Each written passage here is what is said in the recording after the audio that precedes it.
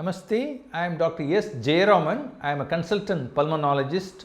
I am the Secretary of Indian Medical Association, Academy of Medical Specialties, IMA Tamil Nadu State Branch. Secretary, IMA TNSB. Today is a World Asthma Day. Every year, first Tuesday of May month, as per the WHO, World Health Organization, and GINA, GINA, Global Initiative for Asthma, so combinedly conducts the awareness purpose, World Asthma Day. Every year they have a theme for Asthma Day. This year World Asthma Day theme is Asthma Education, Empowering Asthma Education. So asthma education is very important. Each and every patient, they should know about the details of the asthma, that is a course of asthma. What is asthma? What are the causative factors? What are the triggering factors? How long we take medications? What kind of medications? When to consult the doctor? How to improve the quality of life?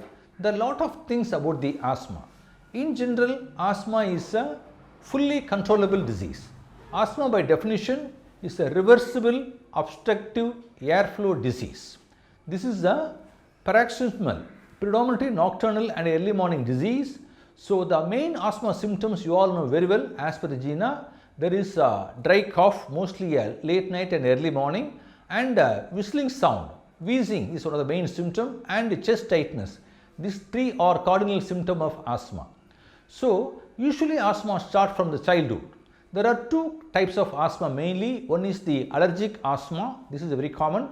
Other one is the non-allergic asthma and obesity type of asthma. There are several pheno and endo types of asthma. The common endo and phenotypes are allergic, non-allergic, obesity type. So how to diagnose asthma? Asthma is a fully controllable disease. Symptomatology wise, any patients with a recurrent cough, dry cough mostly, and wheezing or whistling sound while breathing, and chest tightness. And the family history is very important, because this asthma is run in families. Mostly it's a familial disease, so we have to ask the family history, father, mother, uncle, auntie, grandpa. We have to ask any family members suffering from the illnesses. And also exposure history, any allergens, irritants at home, indoor air pollution, outdoor air pollution, exposure will lead to chest congestion, cough and wheezing, etc. We have to ask. And tobacco history is very important. Pet history of pet at home is very important. Common pets are dog, cat and lovebirds, pigeons and all. And so home atmosphere, we have to ask the proper history, very important. Environmental history, outdoor air pollution, neighborhood status, all important. So once you clinically you suspect the asthma, we have to confirm the asthma. The confirmatory test for asthma, apart from the blood test and the X-ray, the gold standard test is the pulmonary function test, PFT, lung function studies. Mainly nowadays we are following the spirometer. There is a peak flow meter and spirometer to assess the lung function. In that spirometer, we have to see the pre and post bronchodilator reversibility test. This is the confirmatory test. But children and extreme age group, they are difficult to perform the spirometer. And we have a oscillometer, the impulse oscillometer, force oscillation technique meters are available. So with this oscillometer, we can diagnose asthma fully. Asthma is a fully controllable disease. Once you diagnose asthma, asthma needs a long-term regular treatment. The inhaled corticosteroids is the backbone gold standard treatment for asthma. And we have to give a salbutamol inhaler whenever necessary. So whenever patient using the salbutamol inhaler, we have to add the inhaled corticosteroids. This is very important. Nowadays we have a lot of combination treatment for asthma. Inhaled corticosteroids, that is ICS, plus long-acting beta-2 agonists like salmeterol, formoterol, indagraterol, etc. And we have a long-acting muscarinic antagonist, LAMA combinations, mainly the anti-muscarinic agents, ipratropium, tiotropium, glycopyrronium. There are a lot of molecules are available. Nowadays we are using the combination treatment, ICS LABA, inhaled corticosteroids and long-acting beta-2 agonists is one of the main combinations we use left and right.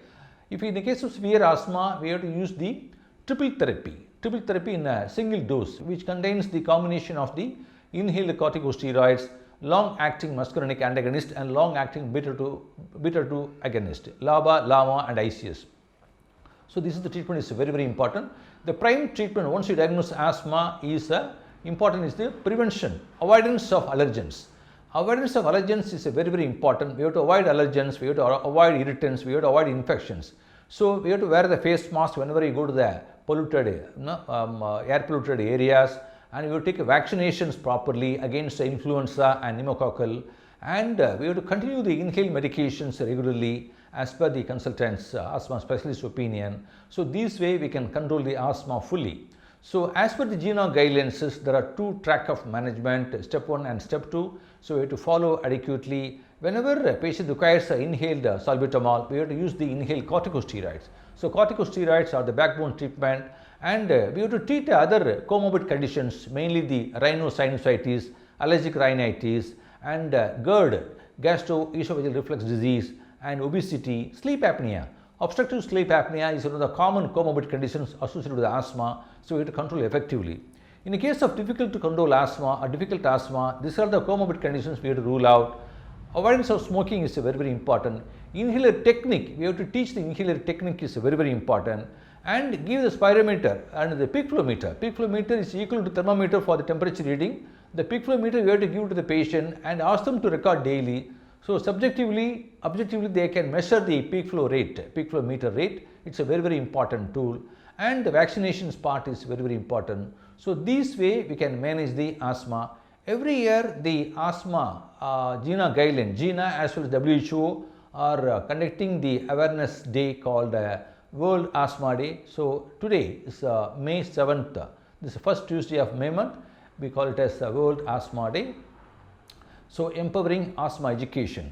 So asthma education empowering is one of the main theme. So we have to give the knowledge to the patients, how long we will take the medications, what are the precautions to be taken whenever we are going out, what are the medicines to be taken, how long, how many dosages and all. So for that purposes, the World GINA guidelines, GINA as well as the WHO is recommending to conduct the Asthma Awareness Day. So World Asthma Day. So this is awareness is the key. Awareness is the key. This is a very important thing.